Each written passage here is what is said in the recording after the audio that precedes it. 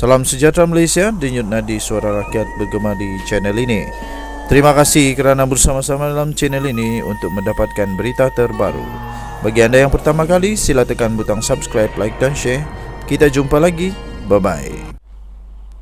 Salam sejahtera Malaysia, denyut nadi suara rakyat bergema di channel ini. Akhirnya, apa yang ditakuti oleh Daim Zainuddin, Mahathir dan semua yang patut takutlah akhirnya menjadi kenyataan.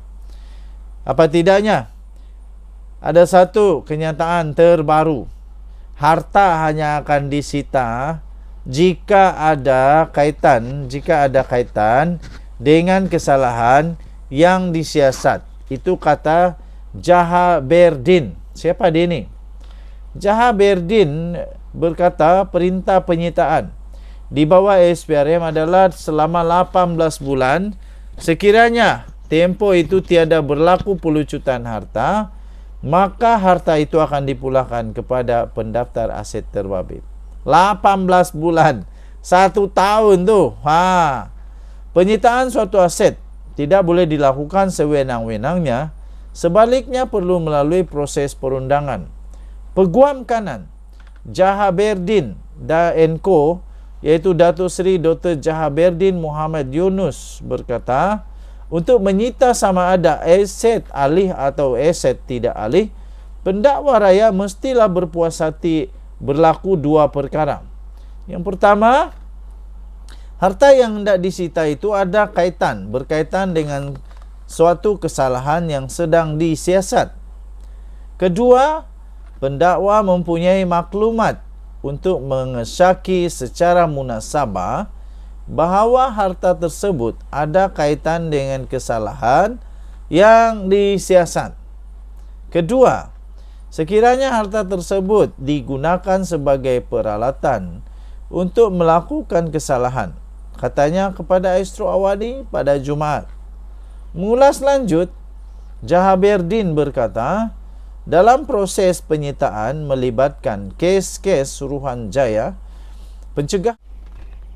Salam sejahtera Malaysia, denyut nadi suara rakyat bergema di channel ini. Berapa aset yang ada pada Daim Zainuddin sebenarnya? Berapa kaya Daim Zainuddin sebenarnya? Aset lain Tun Daim disiasat. Tuan-tuan dan puan-puan, sumber ini kita perolehi daripada sumber yang boleh dipercayai. Utusan Malaysia, utusan.com.my. Tarikh dia bila? 24 Disember, hari ini. Hari ini berita ini diperolehi. Aset lain Tun Daim disiasat. Siasatan Suruhanjaya Pencegahan Rasuah Malaysia SPRM terhadap tokoh konglomerat terkenal iaitu Tun Daim Zainuddin menjurus kepada bagaimana pembelian aset dan perniagaan miliknya diperolehi. Satu sumber mendedahkan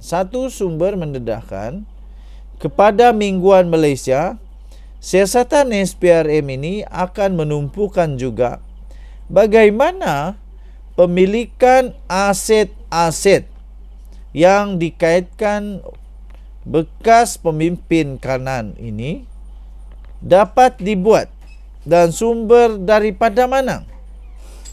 Kata sumber itu, selain bangunan Menara Ilham, hartanah seperti hotel dan ... Jadi ini berita yang premium. Sekiranya anda ingin berita lengkap tentang perkara ini, anda perlu untuk log masuk. Atau langgan untuk membaca berita sepenuhnya di mana di utusan.com.my. Persoalannya, apakah aset-aset lain yang ada pada Tun Daim? Berapa banyak aset yang ada pada Tun Daim? Siapa lebih kaya sebenarnya? Tun Daim ataupun Mahathir. Paling seronok adalah apabila kawan tanya, siapa yang lebih kaya, Najib Razak atau Tun Daim? Tapi itu belum syok lagi. Yang paling syok lagi soalan dia, siapa lebih kaya, Tun Daim atau Rosmah Mansur? Wow, kalau Rosmah Mansur punya spek pun mahal, baju dalam pun mahal. Wow, belum tentu lah Daim Zainuddin boleh kasih kalah Rosmah Mansur. Jadi tapi Daim Zainuddin memang seorang konglomerat yang memang terkenal, dan boleh saya katakan dia ini amat kaya. Apa tidak kayanya kalau satu bangunan 60 tingkat dia punya di tempat yang eksklusif pula tu. Memang hebat.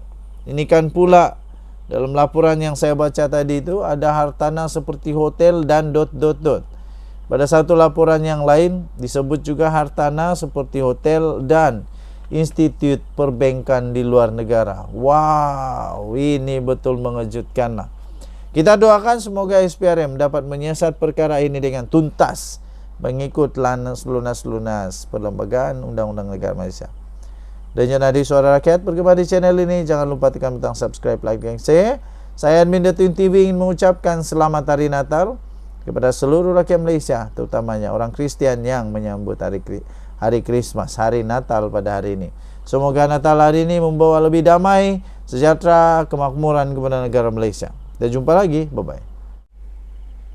Salam sejahtera Malaysia, denyut nadi suara rakyat bergema di channel ini. Rupa-rupanya Azam Baki sudah pun mengesahkan bahawa kenapa sebab Menara Ilham disita oleh SPRM adalah kerana Daim Zainuddin sedang ada dalam siasatan dakwaan rasuah dan pengubahan wang haram.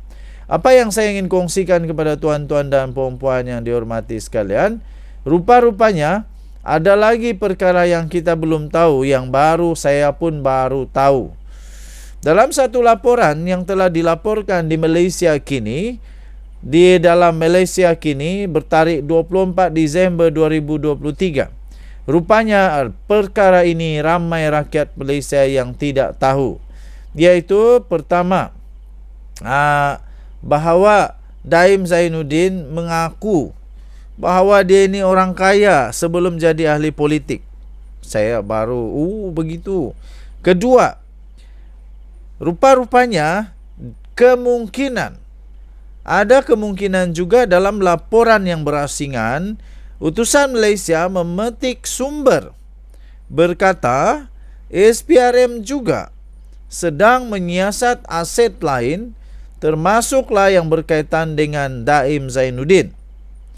Termasuklah sebuah hotel. Wow, Daim Zainuddin punya hotel pun bakal disita juga kah? Masalahnya sebuah hotel ini, di mana hotel ini berada? Persoalan dia adalah hotel ini di mana sekarang? Adakah hotel ini di negara Malaysia?